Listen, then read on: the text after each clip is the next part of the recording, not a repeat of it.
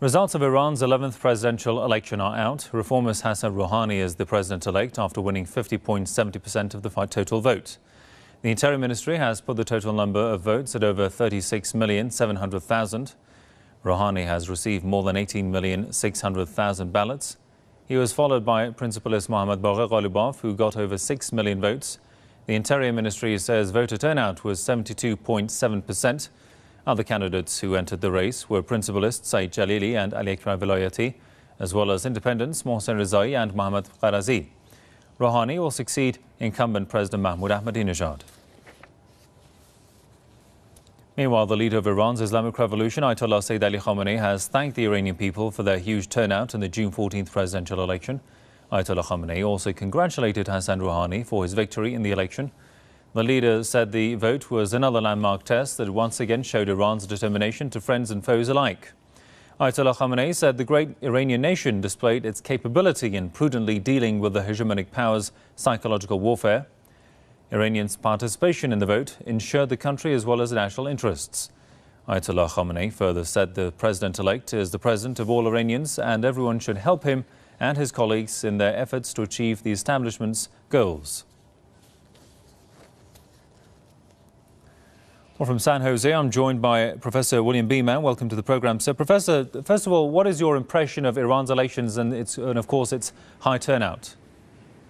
I think that this is a singular event in the modern history of Iran, and it also is I think, somewhat of a surprise, maybe to the Iranian people, certainly to people in the West. I think that the Western analysts incorrectly believed that the principalist candidates would be favored in this election. And Mr. Rouhani made a very strong showing. I should tell you that reviewing the events of the election, I should say that Mr. Rouhani was a very astute politician. He was able to give very stirring speeches in public that inspired people. And also he was able to engineer almost total support for himself by convincing individuals like Mr. Aref to withdraw and to get the support of President Khatami and Rafsanjani.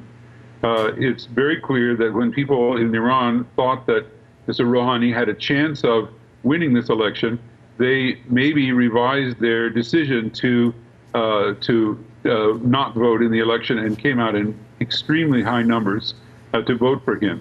And the fact that he received 3 times the number of votes to his nearest competitor also shows the overwhelming support of the population. So this was really a remarkable election. I think no one can doubt that among the 6 candidates, this was a free and fair election. Indeed. Speaking about free and fair elections, I mean, how do you compare democracy in Iran and a country where you are, the United States, as well as countries like Saudi Arabia and Qatar, which the US calls democracy, but in which we seem to see no election being held at all?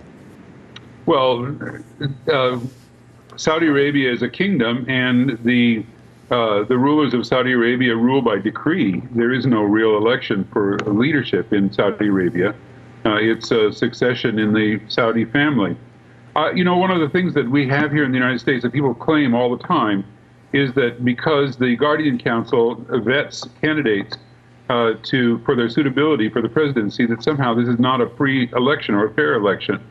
I have to oftentimes point out to people that Iran is simply following its own constitution and following it quite exactly. And when you have more than 660 candidates presenting themselves for the presidency, then there needs to be some method of selection. In every democracy, there is a method of selecting candidates for the leadership of the country. In many countries, like for instance France or Spain or Israel, for that matter, people don't even vote for candidates; they only vote for a party, and then the internal party selects its own leaders. This is the same with the Prime Minister of Great Britain. The people don't elect a prime minister, they elect a party, and then the party officials elect a prime minister. So in some ways it's an indirect election. And this is also what happens in Iran. It's just a different process of selecting individuals from the large field. And I should point out that in the United States, we also have a two-party system, and largely without party support, without the support of the leaders of your party, you aren't going to get elected. And it also is true that you're not going to get elected without spending a huge amount of money, billions of dollars, really. And Iran's shortened election is in many ways more humane for the candidates and for the population. Indeed. Well, we'll leave it there for the time being. Many thanks to Professor William Beeman from San Jose. Thanks for your time there, sir.